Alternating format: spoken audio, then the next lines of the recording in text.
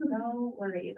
So thank you so much for attending. This is our first event, and I think it's a lot easier to understand research and the perspective from a student's voice. And I'm sure if you're here, you're interested, and maybe you don't know where to start, or maybe you are wondering what logistics work day to day, what they look like. So all four of our panelists have done at least one, if not more, or many more programs here at UC San Diego and beyond. And they're here to answer your questions. We pulled some of the main themes of questions that we hear, and we'll be starting with those. And then after that, we will open for an open Q&A. For folks who are joining us on Zoom, we will just have you use the chat, and then we'll make sure to ask those out as well towards the end. But for now, we'll have Marie fielding the first few questions. But we'll start off the very first part by having each of our panelists introduce themselves. We're going to ask for name and pronouns, the research program or programs that you participated in, and how you made connection with the faculty who supported you. That's a hot topic. That's usually what I hear most asked. So I'd love to hear that, especially for transfer students. You just got here, you're just starting to make connections. How do you do that? So we'll go ahead and go down the line, and then we'll pass off to some of the hot topic questions that came in that were asked quite a bit. And I'll grab my water bottle out of your way. I got my paper bag. No, remember all the questions. Okay, and we can just start down with Jonathan and then work with me. Okay. If I need to be louder, just let me know. I'll go ahead and introduce myself. So my name is Jonathan Zamora. I've been at UCSD since fall of 2020. My pronouns are he, him, his, and I work generally on robotics and AI research. I started working on research for the first time actually in spring of 2020. UCSD had this one-time program called Explore CSR, which is called Explore Computer Science Research.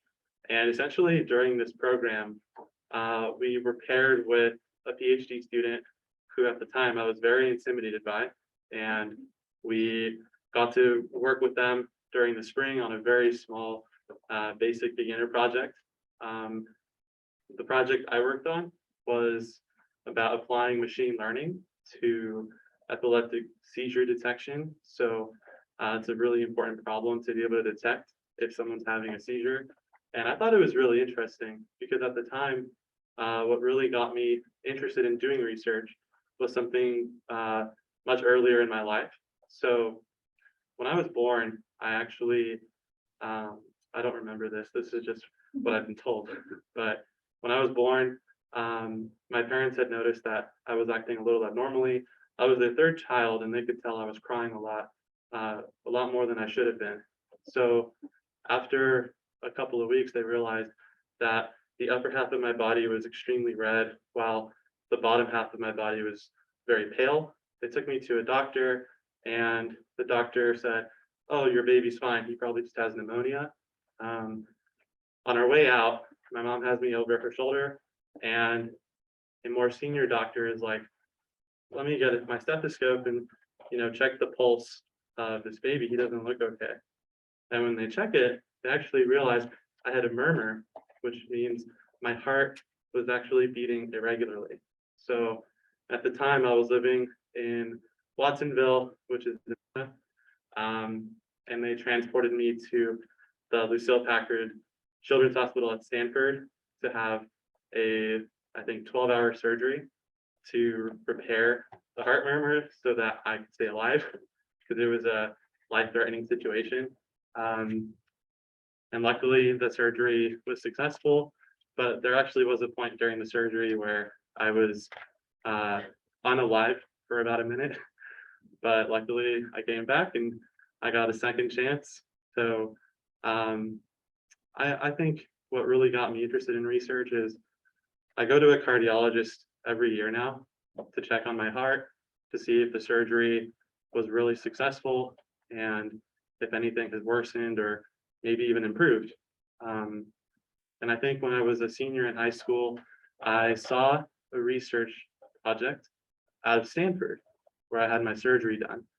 And they had actually developed this machine learning model, which given an electrocardiogram signal, which is, if you get an electrocardiogram done, they connect all these nodes to your body and you get the signal that shows your heart's rhythm. Basically, they developed this method that uses machine learning that can more accurately detect heart arrhythmias than board certified cardiologists. And that just really blew my mind because I think back in 2000, had we had that technology, I wouldn't have almost accidentally been sent home without being given any proper care. And I can only imagine how many more people want to have better healthcare access. And I think using technology is a great way to achieve that. So ever since then, I transferred to UCSD to major in computer science. I worked on a lot of research, but mostly with the focus on building robots. And I think my favorite robot is definitely Baymax, if you ever watched Big Hero 6. So that's the kind of robot that I would hope to have, because not only can the robot hug you, but it can also diagnose you when you're sick and tell you how you can feel better. So I think there's a lot of really cool things going on in research, and there's a lot of hard problems.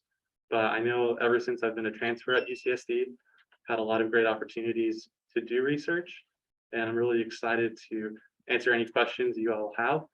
So yeah, thanks for coming, and I'll pass it on to our next panelist. We might ask you to speak up just a tad.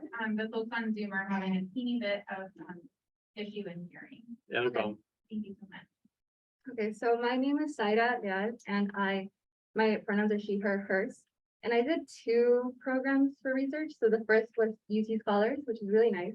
And the second, more recently, it's called PACE, which is for 8540 students who are also like within the DACA recipient range. So if you guys have any questions, like I'd love to get you some resources for that.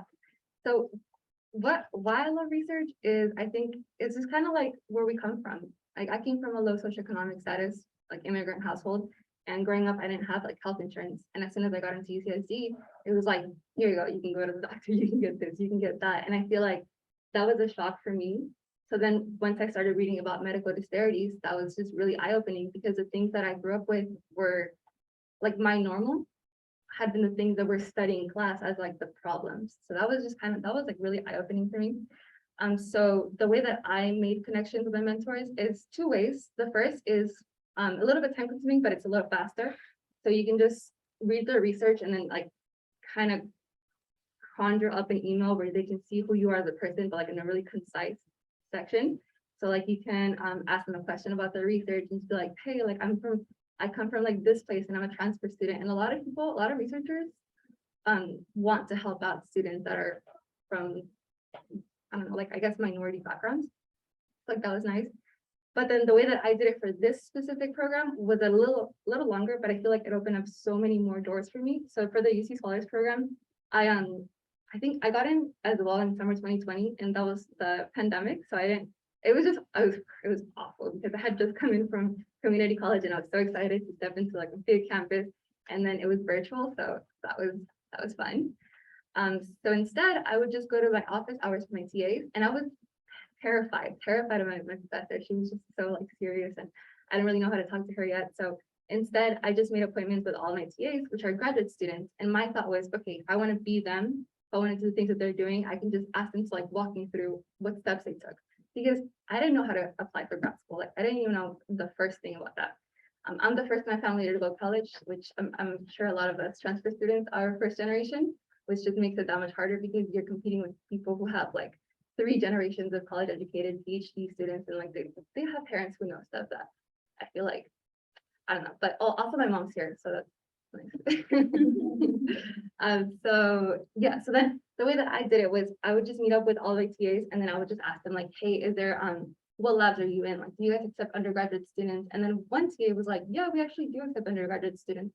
So I went to her lab meeting, and I volunteered to present a paper on epigenetics, and I didn't even know what epigenetics was, but like here I was in like my say yes mode, like take every single opportunity you get. So I remember I stayed up all night reading epigenetics, like DNA methylation, stuff I had never even taken like a genetics class in my life. So that was fun. But professors see how much effort you put in regardless of the fact if it's like correct or incorrect. So I did that. And then my professor, she started doing this, like she would create her own classes for graduate students. So I asked her if I could be enrolled in one of her graduate student seminars. And she was like, you know what, like, I'll let you do it. I guess, okay. So then I learned how to read research papers. I learned so much about like the things that I want to learn about DNA methylation and like how your experiences change your babies and just like a whole bunch of stuff. But I feel like it was really fast paced because there was a lot of PhD candidates in the class. And then here I was, like a transfer student just trying to come in. So, so then at the same time, like simultaneously, I applied for UC Scholars. And the only reason I even came across UC Scholars was because I just Googled undergraduate research. And I feel like that's what a lot of us do. Just kind of, that's like the only way you first get your experience or your information. So while I was in this class, I was applying for research programs. And then at the end of the class, I got an email that said that I got into the research program. So yeah. Could you explain what UC Scholars is? Oh, yeah. So UC Scholars is, it's super cool. First of all, you get like $5,000. So that's a plus. That's like the main reason. But then also you get to live on campus and you get to do research. So what that means is you get to choose a project that you're interested in, or you can find a professor who's already doing like some research and then ask them if you can come along with them. So that was UC Scholars. Over the summer? Yeah, so I got to live on campus over the summer. Like we got a nice stipend. I made like so many connections, so many more friends. And then I feel like I learned so much about research. Like that was really, really cool. If you need help, I can totally give you some resources for that. So I did that. And then the thing was I had to find a mentor and I had to find a project. So like that's when like your ability to speak to your mentors and like ask for direction comes into play. So by then I had already created a connection with like my professor who I was in the class with. And I asked her, I was like, hey, did you want to be my mentor? She was like, yeah, you kind of like amazed me how much you worked in this class, like with other graduate students. She was like, of course I'll be your mentor. And then that's when like things took off for me. So then I got to live on campus. I got to do a whole bunch of stuff. And like that was the beginning of research for me. So yeah, I'll go ahead and pass it off to you. All right, well, hello, everyone. My name is Jaden. I use they, them pronouns. I am a fourth year mechanical engineering major or second year transfer. I'm in Eleanor Roosevelt College. So I transferred here in fall of 2021. So I'm starting my second year at UCSD.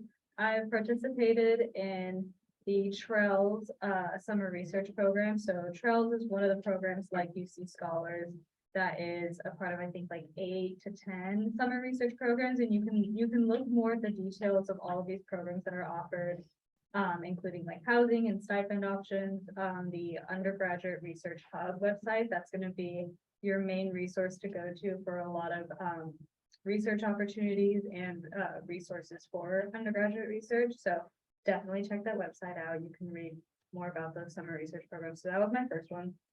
And then the one that I'm currently participating in, which pretty much everyone can do so long as you submit a request and get it approved by your department, is independent studies. So it's the 199 class in your department. So I'm currently doing that, and I plan on doing it pretty much every quarter until I graduate, just because I want to set aside time to like actually do research. It's hard when you're taking all these upper division classes, you're about to graduate, so maybe you're applying to grad school. So it's a nice option to be able to allocate time to research and account for course credit. So, and then how I made the connection with my faculty. So similar to her, I made connections with the TAs in the first classes that I took, specifically the first fall quarter. And so after the off hours, I bugged them a ton after getting my homework questions answered. I asked them about research. I asked them about, what was their experience. And then eventually, because I was scared of my professor, I progressed to going to the office hours of my professor and actually talk to him about research. And that's my current PI, the person I currently work with. But it takes some time sometimes to get to know a professor, especially if it's a competitive space and maybe they don't take a lot of undergraduates. It really depends on the spaces of research you're trying to get into. For me, it was a more competitive lab and we had to apply. So if that's the kind of research that you're interested in, and maybe it is a competitive space, try to find if that professor teaches a course that you can take. Have them get to know you as a student over the course of a quarter, and then at the end of the quarter, ask to join their lab. And try to keep the email brief because a lot of professors are busy. You can also connect with their graduate students, so it's totally fine if you reach out to graduate students in their lab as well and kind of like go past the PI and get to know like what the lab space like. So that's my advice for getting connected with your faculty. And I'll pass it on. Thank you. I'm gonna take the mask off just so it's easier to understand me. Sorry. So hi, my name is Sarah. I'm a second year transfer, so I transferred last year. I'm a neurobiology major. I'm in your college, so I'm starting my second year. And I use she, her pronouns. The research programs that I've been part of is something called Start Neuro. Anybody's heard of it? And then also I'm in the independent study class in my lab. And so what Start Neuro is it's obviously neurobiology based, if that wasn't a given. But it's over the summer that you do transfer. So it's not available for people who are already here. And so I previously knew about it at my community college. And so I went to community college in San Diego, and one of the professors that I had was a professor here as well. And so I was already taking a class and he was like, you guys should do this. And I don't think anybody really applied, but so I applied and I got into this program, and small programs, that was the first year it started. So like, I don't think a lot of people applied. They didn't really know what it was. And now it's gotten a lot more popular, even if it's just its second cohort. So it's about 10 people, and they place us in labs. We get paid for the next 2 years. We also had like 10 really, really hard weeks of like being a full-time, like it was like 40 hours a week on purely like neuroscience techniques and everything like that. And so when I transferred here, I was a human bio major, and it's okay to switch.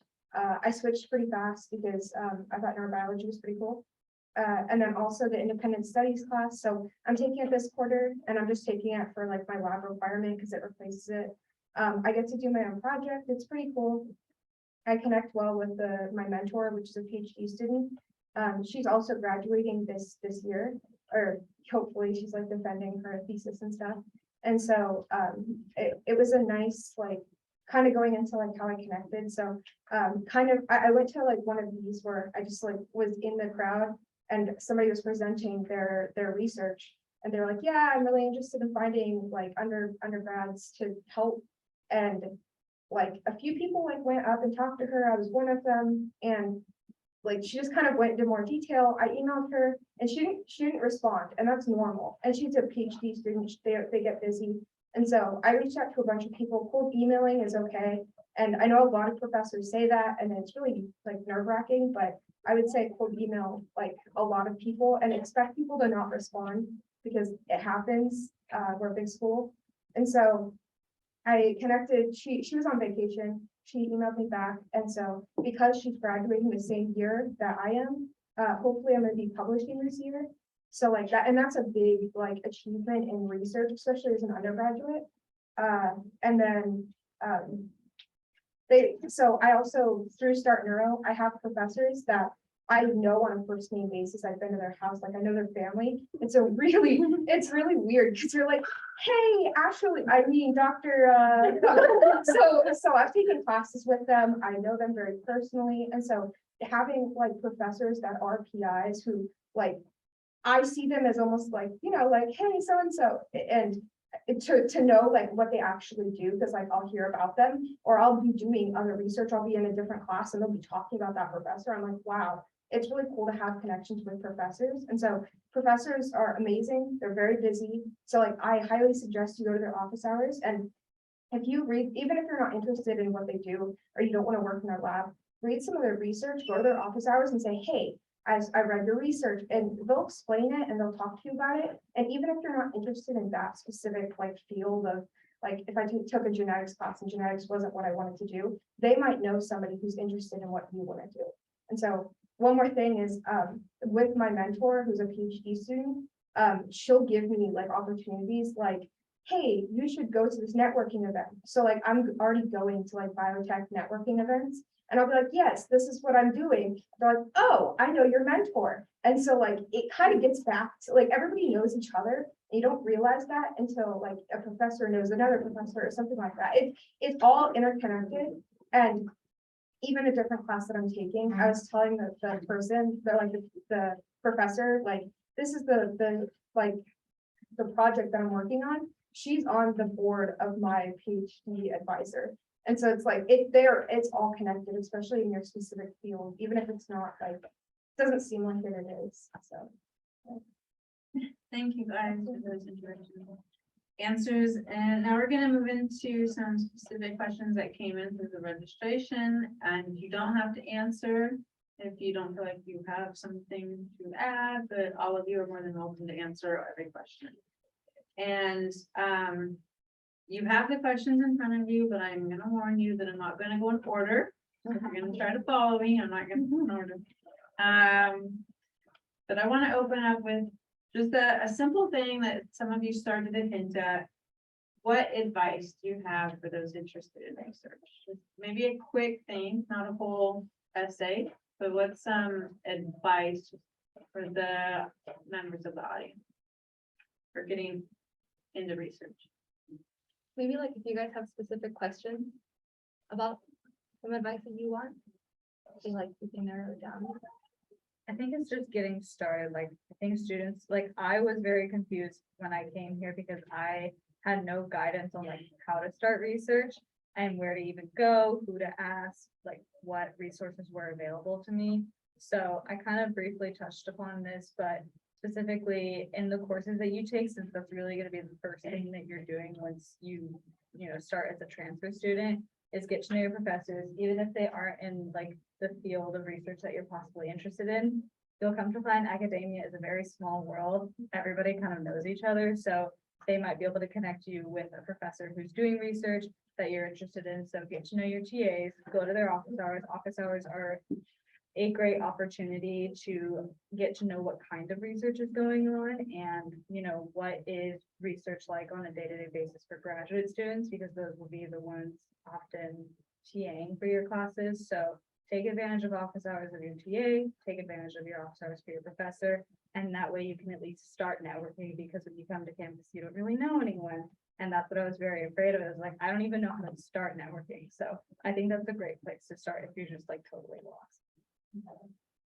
I would also say that, like, if you're too nervous to go talk to the professors or the TAs, a really good tip that I've gotten is look at your classmates. If somebody has like a badge on, just start talking to them and be like, hey, like, I'm interested in research. And if they're like, yeah, I work in a research lab, because most people who work in the labs, you have to have a badge. And so like, if you see a badge on somebody, usually look on their belt loop or on their like lanyard or something, just start talking to them. And sometimes like, they'll be like, yeah, we are looking for undergrads, or like, oh yeah, there's a lab that I know. Because if you're taking the same classes, you're gonna have similar interests, so. I think just be resourceful. I feel like the moment that I got like into UCSD, one of the first things I did was looking at every possible professor I would want to work with. And I really made sure that I spent a lot of time just exploring all the topics of research that are being done here. There's a lot of departments outside of computer science, which are also doing amazing interdisciplinary work.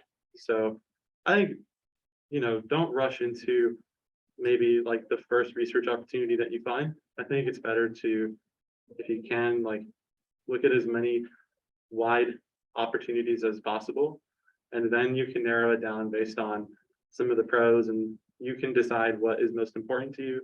Some of you might feel like you need to do research with really good stipend, or some of you might just do research for free and you're okay with that. I think during the school year, the general expectation that I had in my first year was I wasn't going to get paid, because how the heck would I get paid if I have no skills to my knowledge to do research? But yeah, like the resources that are available at school. I mean, there's the undergrad research hub with all their programs. I know in the CSE department, they have the early research scholars program, which I also did. That program is for incoming transfer students, and also for second year students at UCSD who wanted to get involved in research, but didn't necessarily have any background in it. And I know there's also a similar general program like that in the Jacob School called, I think, GEAR. So there's GEAR. I mean, there's SRIP, which I think also is like a summer research internship program. I know the ECE department offers that as well.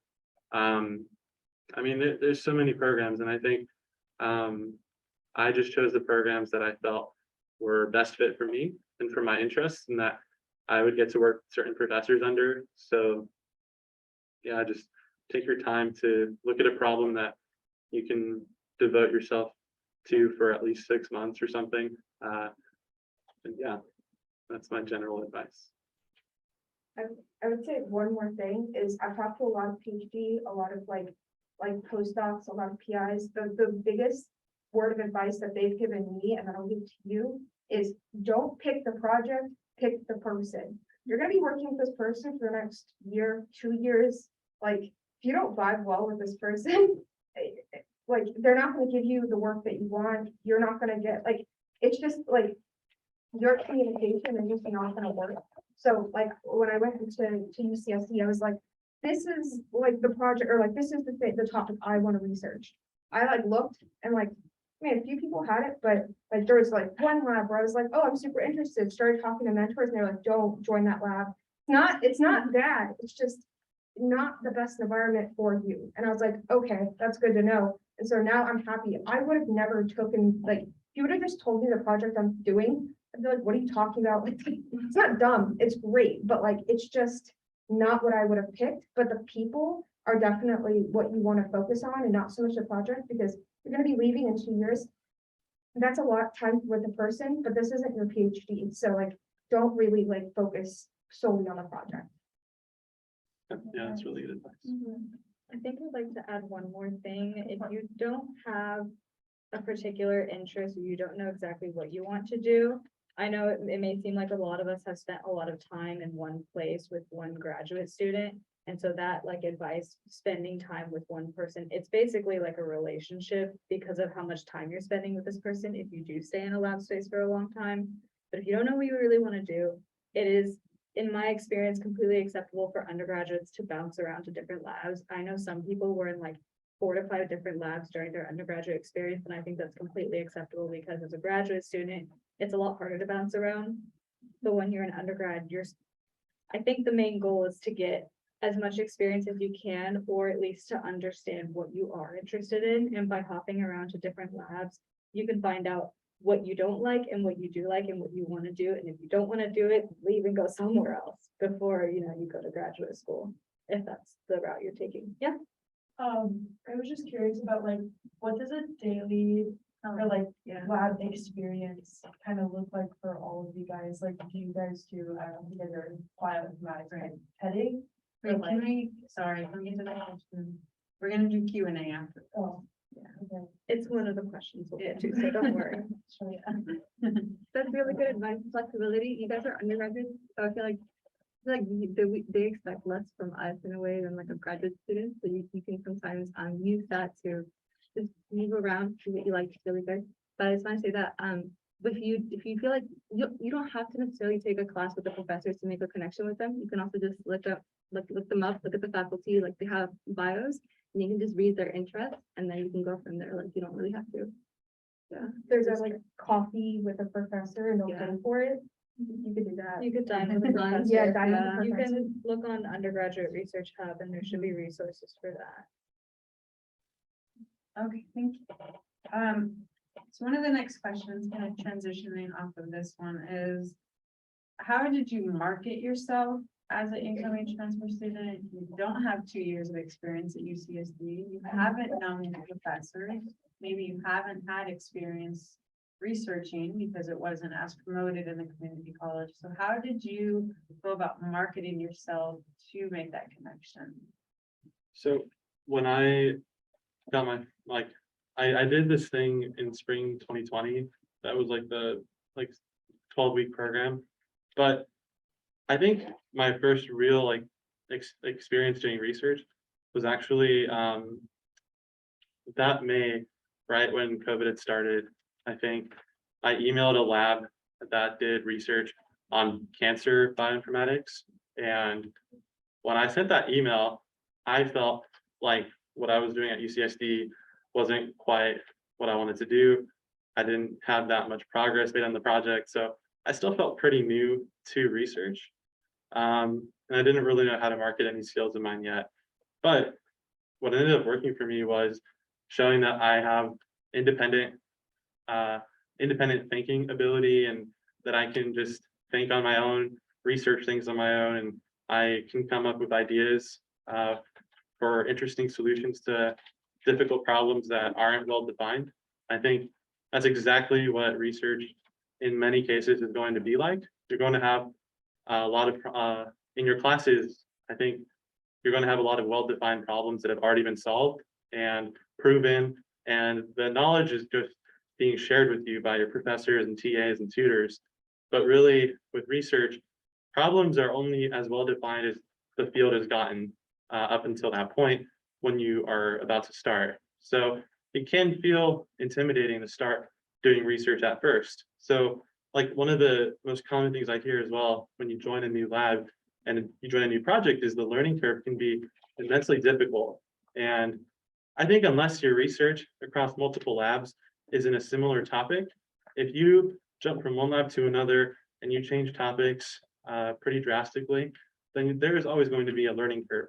And at that point, you're going to have to ask yourself if this is the type of work and you have the type of motivation to independently, voluntarily, go sit and get the work done that you need to do to understand the topic, to think of interesting ideas related to that topic, and then go into your meeting with whoever your advisor is, whether it's a professor or just a research scientist or a PhD student, master student, and you will, I think, have much more significant contributions if you can show them that they don't need to fully guide you.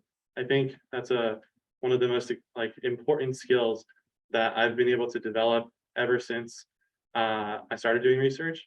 And I think when I sent my first ever cold email, I made sure to drive it home that despite not having that experience, that I'd done well in classes at community college. I was getting good grades. I was in leadership opportunities, and I used all of those experiences to show that I have, for example, good communication ability. That's really important. You can't be a great researcher, I don't think, if you don't have just as good an ability to, present your ideas and make those ideas sound like they're good ones and that they make sense for the problem setting that you're working in. So communication is important. Leadership, taking initiative, those are all important skills that you've been developing for a long time. And while it's not like I've worked in the lab, I think for your first research experience, that's totally okay, because I think those skills that you have translate across all research experiences.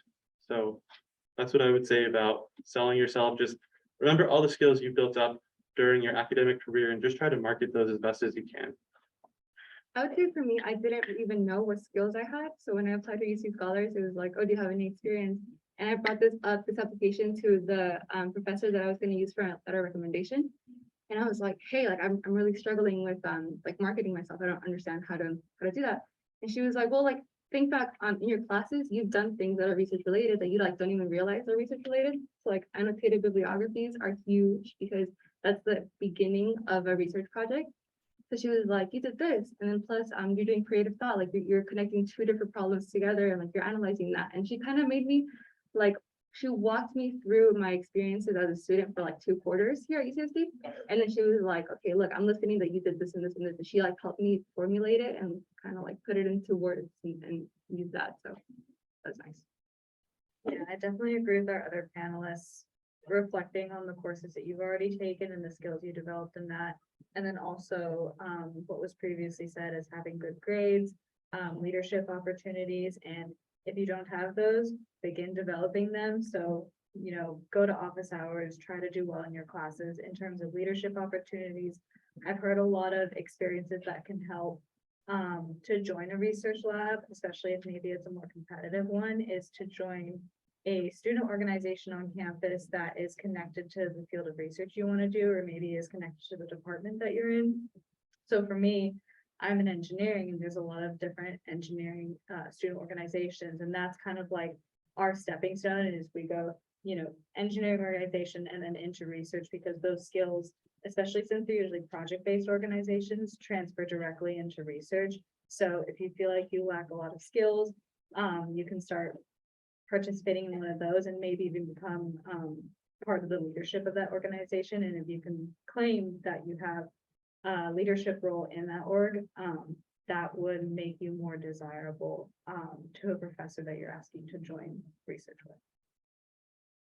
I can add one more thing. I just remembered right now that you said that.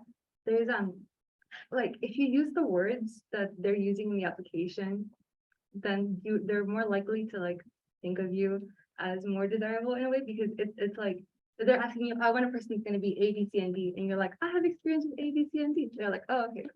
So yeah, it's like a strategic plan that you have to. I would say that my experience is a little not normal.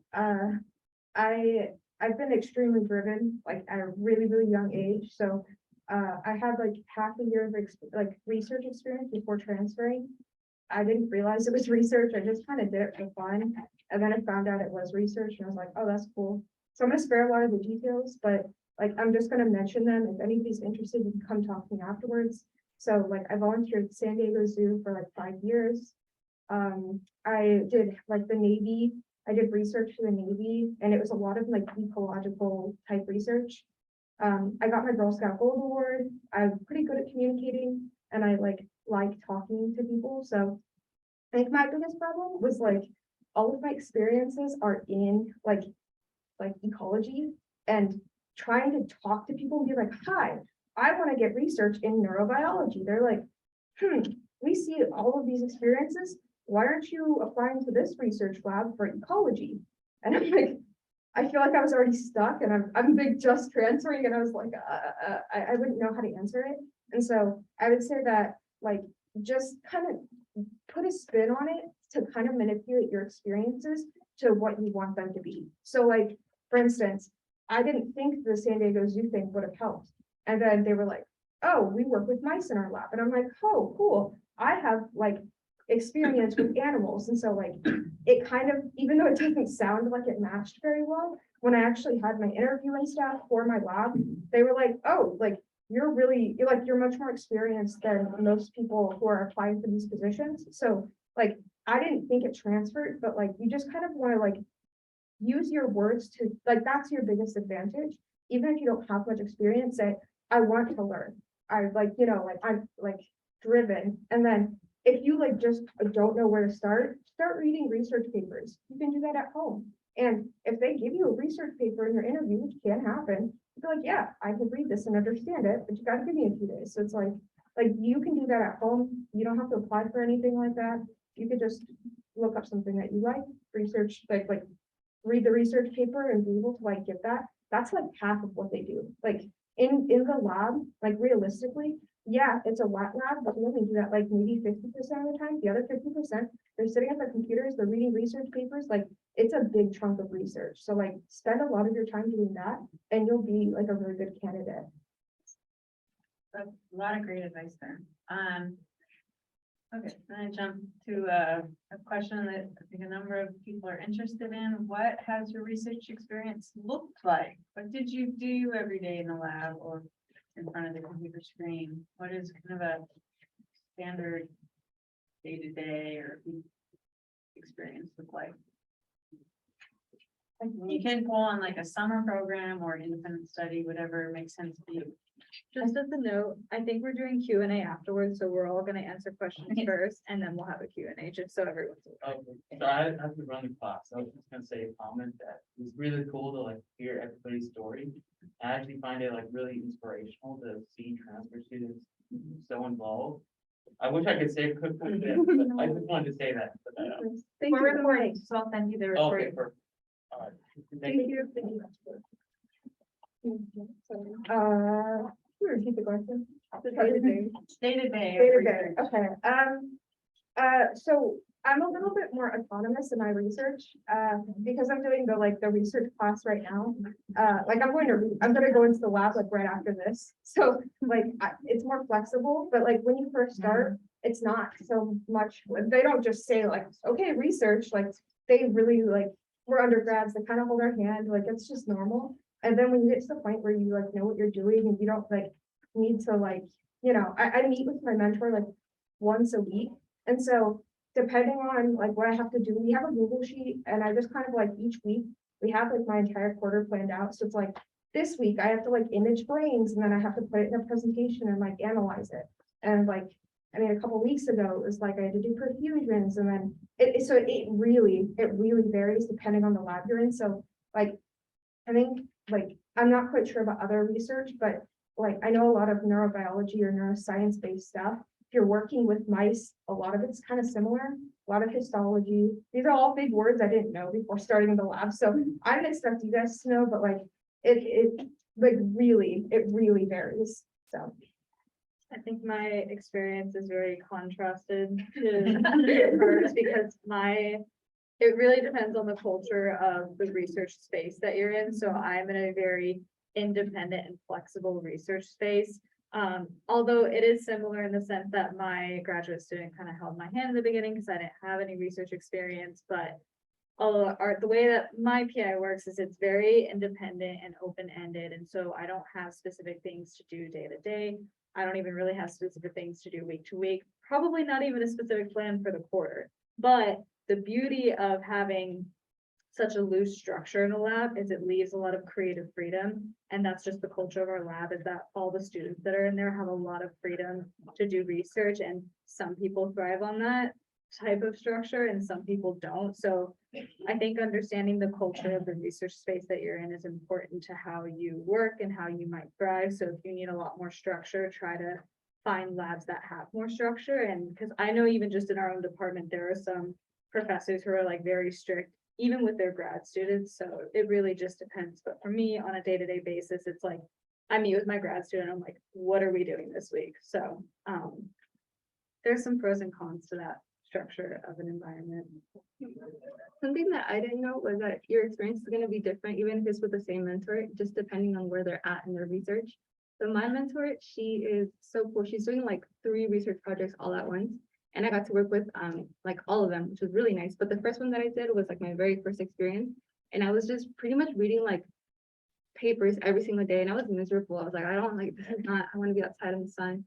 But then after we got past that stage, like then you get to do like the next stage, which is like putting it all together and like brainstorming ideas. And then after I finished that particular program, I like went back into her lab and like now we're working with DNA and like blood and a whole bunch of stuff, which is really cool because I get to do little DNA extractions with like my coat and stuff. So I feel like a woman in STEM. Nice. So yeah, it just varies. Yeah, I think I can describe my current research day-to-day life. I think my professor has really high expectations for all of his students, regardless of whether you're an undergrad, a master's, or a PhD.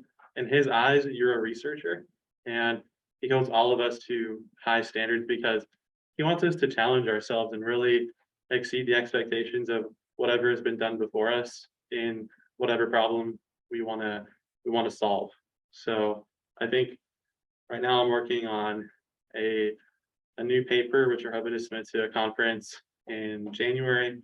And at least in our lab, a lot of our research, and I think in general for other labs too, the goal is to end up publishing it somewhere in some conference, journal, any venue with some level of prestige, especially if you're working with a younger professor and they're trying to get tenure. Their research productivity at a tier 1 research university like this, they do get evaluated on that, I think most critically, above the classes they teach and everything else they do as professors. So I know my professor, he works on AI research and computer vision, robotics, machine learning. He works on research that I think from our understanding of the field, it's changing every day. A lot of people in AI use Twitter to post new papers and new inventions from companies like Google and other brands And I think every day the field is changing. So I think there is a little bit of an urgency sometimes for us to work on problems. So in my day-to-day, I think each week when we have a weekly meeting, we have a meeting for about 1 hour. Our goal, like my goal as one of his students, is to bring something new to him so that we can work with these results and see, based off of the experiments that I've run, based off the problem that I defined that I want to solve, what are the results and how does that affect our next steps for the project? And ultimately, our goal is to just design better systems and better algorithms for robots that can work in the real world. And that's a really hard problem nowadays to achieve. So, I mean, we just have to stay on our toes at all times in a way. It's not like I wake up and I dread reading papers. Like I enjoy seeing like new work. It's really fascinating to see like what rapid innovations the community is coming up with. But I know personally, I wouldn't be doing myself any justice by ignoring the papers and only focusing on papers that were published a long time ago. You want to keep up with research, so I spend time reading papers each day, taking notes on them, looking at oftentimes the implementations of them in code. Sometimes if the paper is really close to our idea, then we consider it a competing idea and we want to try to reproduce their results. So sometimes I spend my time reproducing results, and then developing new algorithms and trying out new ideas is also something that I do. And these projects that I work on, they typically last every, I would say 6 months. I feel like 6 months for our type of work, you can get a pretty decent project knocked out. But in other fields, the pace of publishing is not always going to be 6 months. It takes much longer to do research in other fields. Sometimes if you can publish a paper every 2 years, that's like magnificent in some fields. So I think I'm just speaking from my experience working on AI and robotics. It can be really fast paced because there's a lot of people working on it, and the ideas are really easy to iterate on with open source code. But I know with like, maybe if you have to do lab work, it might not be as straightforward since there's a lot more setup and maybe more tedious things you have to go through. Oh, thank you. Okay. We do have a couple more questions on the sheet, but I'll save them just in case in my back pocket, and we're going to move forward with Q&A. If any audience members have questions for our panelists, feel free to raise your hand and we will try our best to answer it. So I know you guys are all in STEM fields, but would you happen to know anything about like social science research that might be happening? I've heard one thing. I've heard that STEM is sometimes fast. What we were just talking about, like the fact that like publishing is like depending on what field. I know that the social sciences very, very slow because like you're going out and having to ask like people's opinions, or I'm not quite sure exactly which one, but like it just takes a lot longer because it's not something where like for instance, like I'm sitting there cutting a brain, it takes like 6 weeks to like for it to like dissolve in the brain, like very structured time. But I feel like in this, from what I've heard, the social sciences, it takes much longer. So like to get a PhD in STEM, it's usually people say PhDs take 4 years. If you're really ambitious, maybe if your stuff really works, that's never the case. It's usually about 5 to 6 in STEM. I've heard anywhere like between 6, 7, maybe even 8 in social sciences. So if that gives you a good like reference. Did you have other questions on social sciences, or was it related to that one? Was there like a specific social science here? I was social science before. Yeah, well, political science is it? Like, I think something that I could possibly mention regarding social science research is what I have understood from conference presentations that I watched over the summer. So I watched a couple of them, and a lot of them involve human studies, and I know that can set back the timeline a lot depending on certain approvals that you have to get, and just when you have people in your research, it can it adds another layer of complexity. So I think in our experiences, we don't really do human studies a lot. It can happen in STEM, but I think it's just a lot less common. And so just to take into account that research might be much slower if you're having to account for that. So just keep that in mind, that it's not going to be a very quick process, and there's just a lot of factors that go into that when you bring in people to the equation. And there are programs specifically in place to support students who want to do social science and arts and humanities. I'll introduce myself maybe a little bit more formally at the end, and for those who are on Zoom as well, but I'm specifically employed to help transfer students connect with undergraduate research. So that's something we can dive and explore too. I know when we reached out for panels, we tried to find someone in arts and humanities, and we didn't have anyone who had the same time open, but I do have connections within the PATH program where I can connect you with someone who's done more. So I'm the one who emailed out the invitations. If you want to reply to that, we can chat more on the side and get you more informed. That would be great. Yeah, I just wanted to jump in real quickly as well. I also work at the Undergraduate Research Hub, and there are, for anyone else also who's wondering, there are lots and lots of opportunities to do research in the social sciences. And there are some times where there's elements of it that take a while, but people doing research in the social sciences, they'll present at conferences and get publications and all of those sorts of things. So as an undergraduate, it's entirely possible to do research in social sciences. We've got a lot of poly-sci majors doing research, so absolutely. look at it. This summer, I met this one student who was doing, I think it was like literature, I forgot what it was, but it was so cool because what he did, he like got to pick out his own project, which is social sciences, and he like chose his mentor, and then they worked together on this thing, and he got to pretty much finish the entire project throughout the summer. So it's definitely doable, very different, and like a lot of flexibility as well.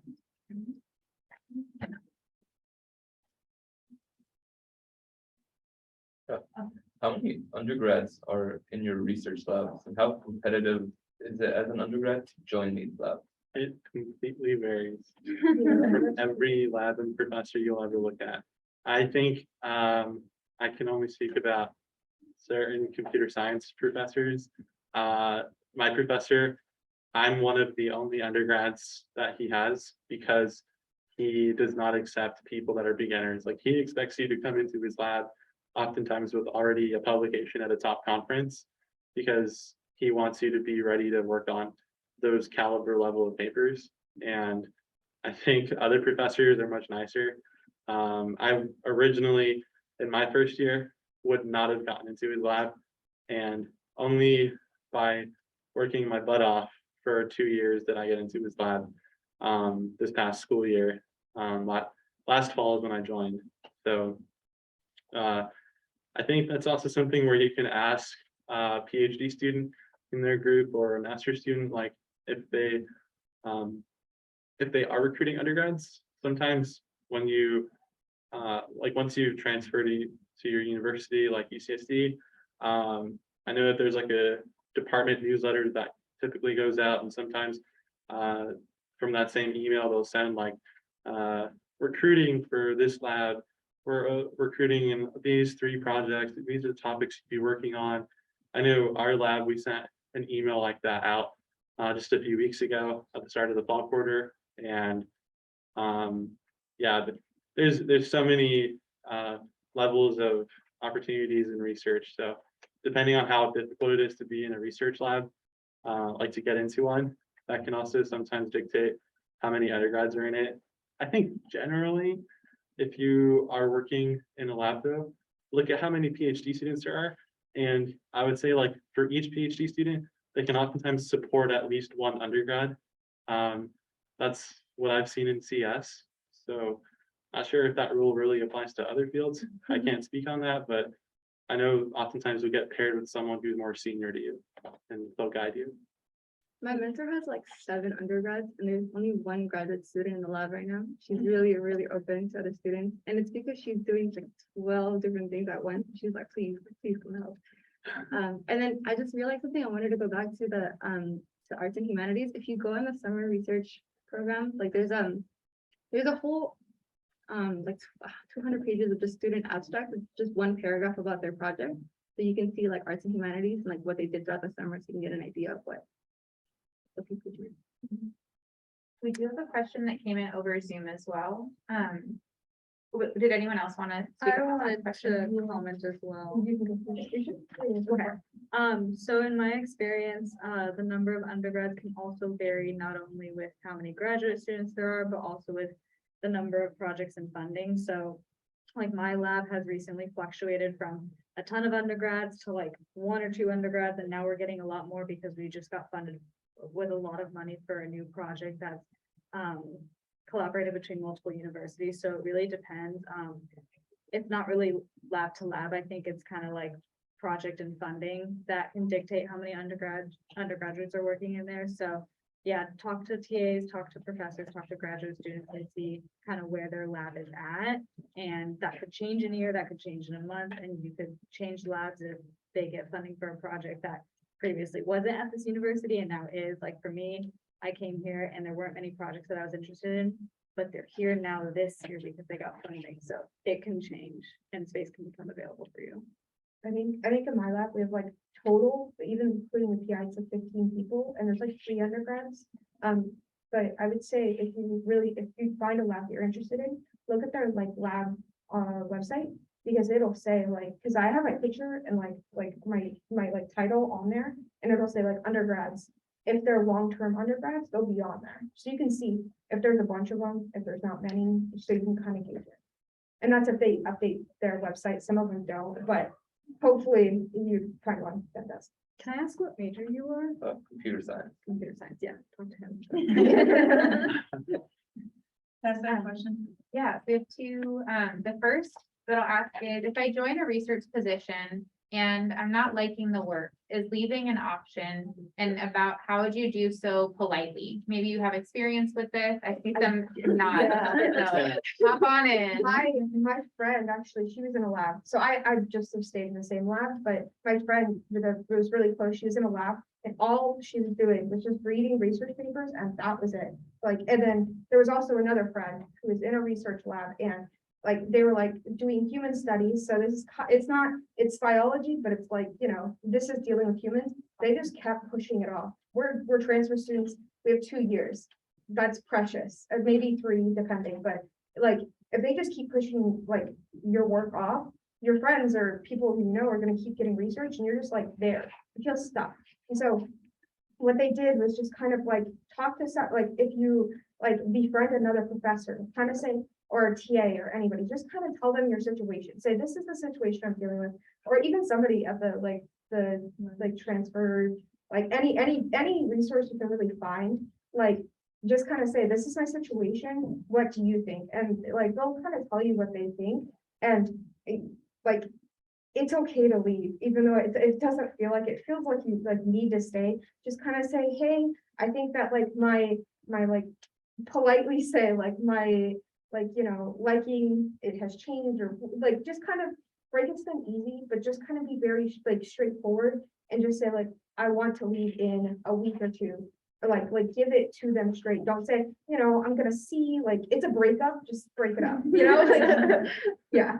So Yeah, I definitely say as much notice as you can, kind of like leaving a job, but also be forward about your interests, what your expectations are and what you want to gain from research. I think most professors or PIs will be understanding of you leaving. Not always the case, but it's definitely better for your interests and your mental health to go do something that you're actually interested in. So definitely be an advocate for yourself. I personally left a university to change my research interests. So it's like, you want to be the advocate for yourself that you are hoping to have. And if no one is there to guide you, guide yourself, and just be very forward about your expectations about what you want to get out of your time, because you don't have a ton of time if you want to plan to graduate with a certain amount of time, especially if you're like on financial aid and you have to finish. So yeah, definitely give them notice, be polite, but do what you need to do. At first, I didn't really know how to maneuver this, so I ended up, once I got more comfortable with my professor, I asked her if she's ever left a lab herself, and like what was her experience. And then she told me that it felt very awkward at first, but she's glad she did it. And then she tells her students that all the time, like, you have to do what's best for you. So at the end of the day, it's just, this is your education. Yeah, I also very early in my career was in a lab that I was paired with a postdoc actually. and the postdoc. To be as, I'll keep it simple, they were not nice. And I just think that they were not socially aware of how, by saying like, oh, like, you're not doing it right, but the way they were saying things to me was just not encouraging. I didn't get the support that I needed to even onboard onto the project. And I ended up just talking with the professor in the lab, the main PI, just saying, hey, I'm not really enjoying my time with this postdoc. I also recommended to him to maybe speak with the postdoc about like how to be a more welcoming person, and especially to someone who's new to the field, because I made it pretty clear that I had no background in the field, but he was like, oh, like, why is it taking you so long to learn this? And I was like, that's a huge red flag if you're working with someone and they're basically making you feel bad about your inability to like learn something like extremely fast. I just thought that was a huge red flag. I ended up changing to another project in the lab, and I ended up being on that project with a PhD student who I had the best experience with. It was terrific working on the project. We worked together for like a whole year, and before joining my current lab, that was the most recent lab I was in. So I'm really glad I, took the time to talk with the professor and make it clear that I want to help, but just not working with this person. Is there another question, does it? Is there any other audience members have a question?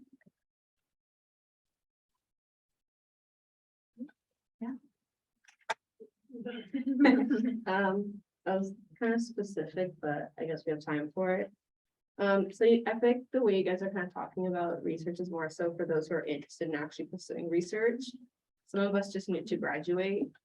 So I guess like what kind of advice do you guys have for people who don't really have an interest in research and don't really want anything to do with it, but have to do it to graduate? Like for to work in industry? No, like you need it for your major. Some like majors here and you need 8 units of research to graduate, but some like Which majors? I'm kind of behavioral neuroscience, and so Oh, I know someone who, I have literally like, I Yeah. mean, I'm pre-med, but I work as an EMT, so I'm the clinical route, but I still have to Yeah. do research to graduate, and so do everyone else in my major, so like Yeah. for that. someone really close to me was a CBN major, and what she did was she thought of the nicest professor that she had taken a class with, emailed them, and they said that they take on research students for CBN, and actually all she had to do was basically like, she was effectively just like a TA. So sometimes there's like backdoor ways to say you're doing research, but it's because by grading, I think, SONA studies, I think they were like doing SONA studies and just like helping like clean up data or something. Like there's like little backdoor ways to do really simple tasks. And there's a lot of nice professors here that I think would take on researchers for 1 or 2 quarters. And did they do that for like that constituted like Rule 99? Yeah, they did. There's also a lab, I can show it to you after this, that it looks like more fun than research as an undergrad. And they accept a lot of undergraduate like students. And so I don't remember what it's called. I'd probably have to look it up, but I know exactly like what they research and like, I know that they accept a lot of people, so it might be something it's like in the, I think, psychology or department or something, but it's definitely related. I think I'd like to add one small thing onto that. If it's more about research that you have to do as a requirement, I think lab culture would be, or research space culture would be more important than the topic itself. So just to make sure that kind of like interview everyone a little bit, like talk to graduate students and how does the PI treat you? How do you feel, like what is your work-life balance, and kind of get to know how they feel in this space, because that can often translate to how you're going to feel working in that space. So definitely consider that more than just like the topic itself, I think. Also, sorry, one more thing. I'm also pre-med, so I kind of relate. And so it feels like it's not really like, it doesn't feel like it's gonna help, but something that I've talked to a lot of people, if you do get like clinical lab experience, it definitely relates to, looks better on like your application to med school. And so like doing sometimes it doesn't sound like it's fun, but like sometimes all you do is just check patients in, and that counts as your clinical experience for med school. So like, I know that you're already an EMT, so like, you already have that. but, 36 like, hours a week, I got plenty. of Yeah, you don't need it, That's but not a like, worry for me. you need it to graduate, so it might just help to just kind of like, try to throw it in for med school. Any other questions from our group here? That's a lot of info. I don't know if people are maybe in info overload mode at the moment. I guess, Absolutely. like if you were really interested in doing research, is like I'm assuming the main way of doing that is like becoming a professor eventually. But is there like other, like non-professor routes? Yeah, Yeah. So many, more money too. you a lot could be like a research scientist. You could be, you could go into industry in general. Yeah, I mean, it depends. Specifically, you had mentioned that that you are more, social science based, so I'm not sure. But even folks in my field, I'm not academic affairs, I'm in what's called student affairs. And we study the way that the higher education system impacts students, and just peer mentoring programs help retain and graduate students further. So you can continue and do research, and there's very research-based parts of higher education. That's an example of a social science, but that's happening everywhere, where that's more qualitative based. You're doing interviews, yes, humans are hard to work with, and you have to get info from them, so it does take longer. But absolutely, you don't have to go and be a professor. Yeah. Also, a lot of the mentors that you have, like they have students who want to go into that in like academia, and then other students who just want to get their bachelor's or just their master's and then go out into the real world. So you can even talk to them about that, like give them that route that you want to take. Also, a lot of things that people don't say when you go into research is industry makes so much more money. Like actually, like you're like, if you go into it and you're like, I want to become a professor, you look at like what they actually do. It's noble. It's extremely noble. It's hard to get into. They don't pay that much, and you are writing grants all the time. So it's like, you're like, it's almost like you're still like asking your parents for money almost, but like just, big organizations. And so it industry, you make so much more money, and also like right out of like graduating, like we're all broke college students, you just want money. And so sometimes that's what you want to do, or other times, you can continue at school. It just depends on like in a few years, you'll kind of know. So. I have a story about that actually. I think when I was doing this program in the CSE department called the Early Research College Program, at the end of the program, they paired you and your group. So it was me and 3 other students working together the whole year. They paired us with someone from Google, and we got to just meet them over Zoom, I think 2 times for 2 hours, like 1 hour each session, and ask them any questions about life, research, working in industry, anything. And we got paired with someone who's much more senior to, we got paired with someone much more senior than our current advisor. So this person was a professor at Princeton for, I think, 30 years, and they worked on computer vision and computer graphics. I know, not social sciences, but bear with me. He was then working at Google Research as a research scientist, and was now just, I forget, a professor emeritus at Princeton. And I think the question that I'm most glad I asked him was, you worked in industry and you worked in academia. What is the best thing that you worked on? Like, what's your favorite thing you've ever built? And he gave me such a, I think, memorable answer. It's my favorite thing to share with people whenever I get a chance to. And he said the best things he's ever worked on were not the products at Google, they were the students that he got to work with at university. Every student that you work with as a professor, you have such a profound impact on them. And sometimes I think, by the way, I also want to be a professor, so I'm a little biased. And sometimes I just think that the profound impact you can have on students, that echoes way beyond any product you could possibly build, in my opinion. Some people might not agree, but I think when I heard him say that, it genuinely convinced me that I wanted to go into academia, because I love helping people and I love the work that I do, and I don't need to get paid a tier 1 salary or anything to live the life that I would want to live. I feel like this is also just a personal preference. You know, I feel like some people, when they think about their future, they have some end goal. They either have this association and like this attachment to the work they do. So you could look at the work you do as a way to define your life, if you think about it. Or some people will think the other way. They do the work so that what the work pays them allows them to do what they want with their life. And if you earn a ton of money, maybe it's not the job of your dreams, but you might be still able to live the life of your dreams if your dreams are more likely to be accomplished with money. Maybe you want to travel the world. Not that it's not possible as a professor, but clearly there's different paradigms of thinking here.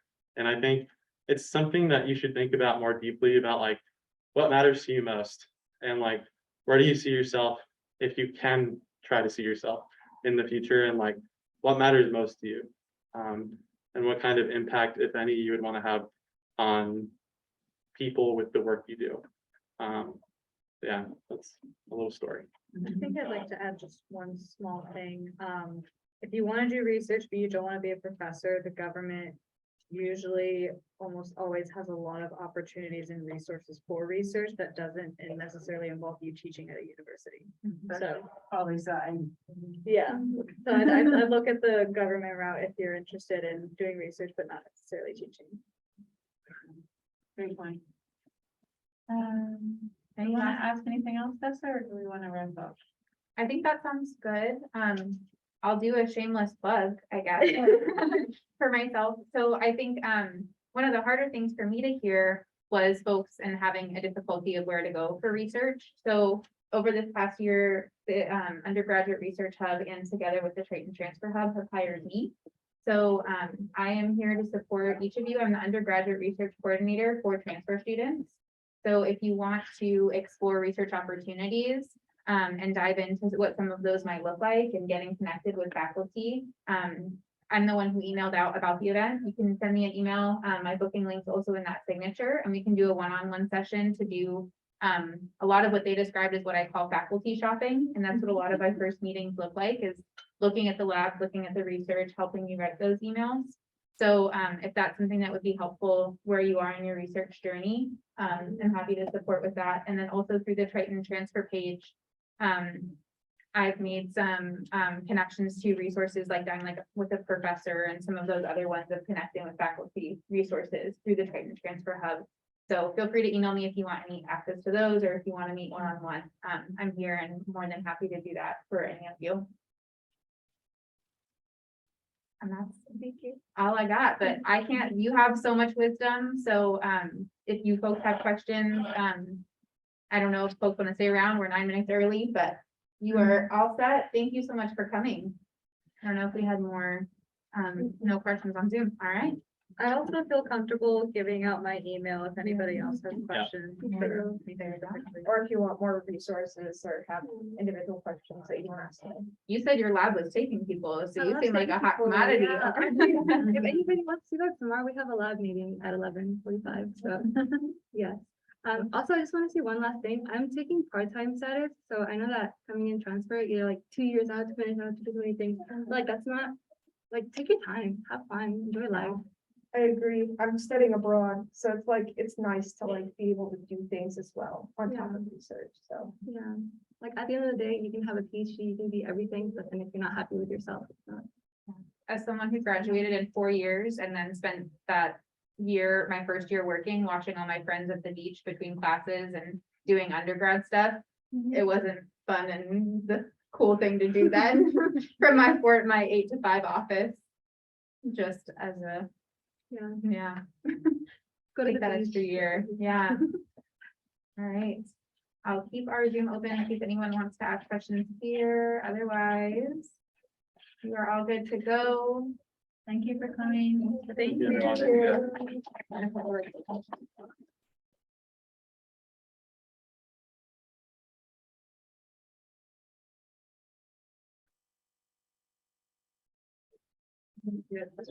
you.